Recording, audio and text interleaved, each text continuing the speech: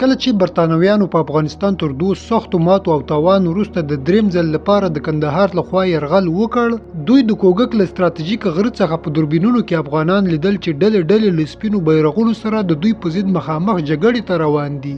دلته انګریزان سخت وارخطا او وډار شول. په دې وخت کې دوی د تل په څیر د افغانانو ترمنځ یو داسې نادره دسیسه د خپلو جاسوسانو په واسطه پلان کړه چې عقل کار ورته پرېږدي. د کندهار د قزلباشانو شیعه مشر قربان علي قزلباش کور ته نږدې په انبار کې یو مړ ماشوم پیدا کیږي. د دې پیښې غږونه په ټول ښار کې خپاره شول، په دې دعوې سره چې دا ماشوم د ښار د یو بل سني مشر سید عبدالرؤف آغا ماشوم دی چې یوه ورځ د مخه ورک شوی و. څرنګه چې واقعا په ډیر مهارت سره پلان شوې وه، همغسې عملي هم شوه. خلک راوپارېدل او بازارونو ته راووتل. قربان علي د کندهار په ار کې وواژه او د ښار د پارسي زبانو کورونه او دکانونه یې چور کړل.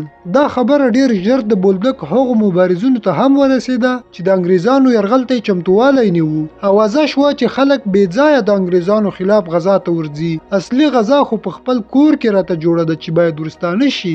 دې ناولې اوازې کندهاري پارسي زبانو کې چې هغوی هم په لښکر کې وو د بې اعتمادۍ فضا رامنځته کړه. نږدې و چې دښمن د دې فتنې په واسطه د سني او شیعه خونړۍ جګړه رامنځته کړي، خو د مشرانو د هلو ځلو له امله ډېر ژر مخه ونیول شوه او بیرته مبارزین د انګریز خلاف جګړې ته ستانه شول. وروسته د افغانانو میړانې انګریزانو ته درانه مالي او ځاني زیانونه واړول. له همدې امله یې انګریزان دې ته اړ کړل چې اوربند ومني او د افغانستان بشپړ استقلال په رسمیت وپیژني.